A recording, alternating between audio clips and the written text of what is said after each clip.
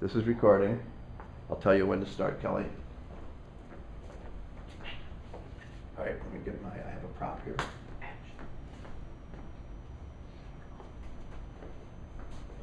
Can we bring props? Yes. All right, Kelly, let's start. Hello. I want to talk to you about a book called Krippendorf's Tribe. It is an academic satire by a man called Frank Parkin. I'm going to tell you a little bit about Frank, the author. I'm going to tell you a little bit about the book and its relationship to a film that was made from the book. And then I'm going to try and convince you that this is actually a very good academic satire. It was not a very good movie, but it was a very good academic satire. And I'm going to try and explain why I found it to be a good academic satire. So this is Frank Parkin, and he is a British sociologist. So his regular job was writing serious academic works. He's best known for Marxism and Class Theory, a Bourgeois Critique. And so that was a real academic book that he wrote. He wrote several academic books before he turned to satire. So he wrote Krippendorf's Tribe. It's an academic satire. And there is a picture of the movie that was made from it. It was praised rather highly. People said it was nastier than Amos's Lucky Jim. Lucky Jim is that one that I talked to you before about the idea that it was sort of the founding academic satire. Fiercer than The History Man, that it's a British academic satire for the 80s. Anthropology may never recover. So it was highly regarded when it came out as a book, not so highly regarded when it came out as a movie. I believe I need to go over here to launch the film. So I'm just going to show you 1 minute of the film introducing the film. Anthropologist James Krippendorf was given $100,000 to find the last undiscovered tribe of New Guinea. Unfortunately, he didn't find a thing. Well, I guess you can come home again. How are you? He's a little flatulent today. Oh, that was him. Tonight, his colleagues are expecting a tribe. So this is my lecture On the undiscovered tribe of New Guinea. on the undiscovered tribe of New Guinea. Of course. Undiscovered. So he's going to invent one. Do they have a name? Of course they have a name. That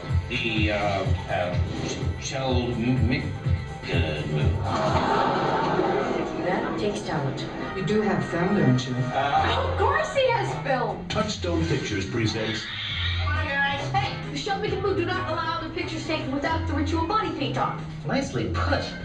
Okay, so that part, which is about the movie, is true to the book. He gets some money to discover a tribe.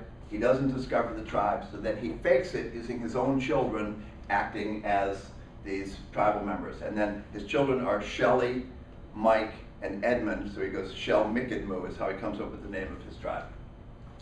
So, why is it so good? It's an extremely dark vision of Britain during a time of economic contraction.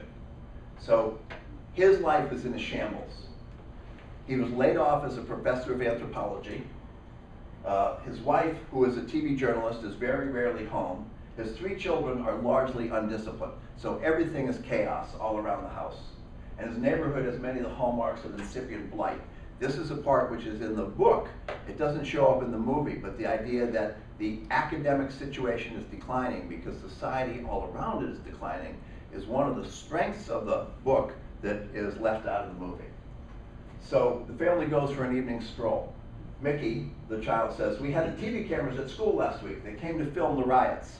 And then that just sort of dropped in there. So the idea that there are riots at school that the film news people are filming. And then Krippendorf knew very few of the inhabitants of his neighborhood, but assumed them to have roughly identical moral beliefs and duvet covers. He walked with long, purposeful strides, avoiding the dog shit on the pavement. So here you get a sense of sort of the tone of Parkin. So they're looking at a sunset. It reminded Krippendorf of a cheap painting intended to represent a future prospect of unparalleled goodness and hope, goodness and joy. Veronica called across to Shelley. Veronica is the mother to Shelley, who is sitting on the children's swing but not swinging. "Look, isn't it marvelous, the colors?" "What?" "The sky," Veronica explained, pointing at the sky. "It's magnificent." Shelley pulled down the corners of her mouth. It's only a sunset, there's no need to have an orgasm. So then, this is an academic at the Department of Anthropology at Temple.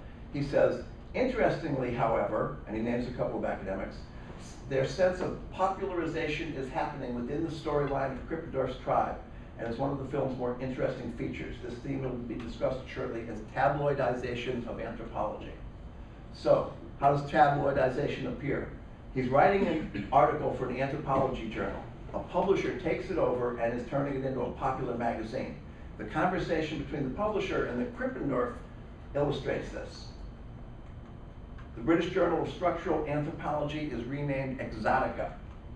The editor requests that the article be nothing too technical or highfalutin, something simple and punching. Do you know what I mean? What about incest then? The editor wants to add, or cannibalism, or infanticide, anything that would be of interest to the intelligent layman. One more thing, I assume you have photographs of this tribe of yours. Our new readers are more likely to be interested in pictures than in text. So basically, what the new editor wants is he wants pictures of semi-naked women in these articles, okay?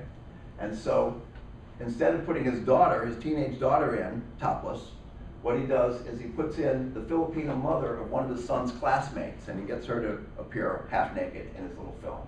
The housekeeper passes away, they put her in the freezer, and that eventually leads to a theme of cannibalism.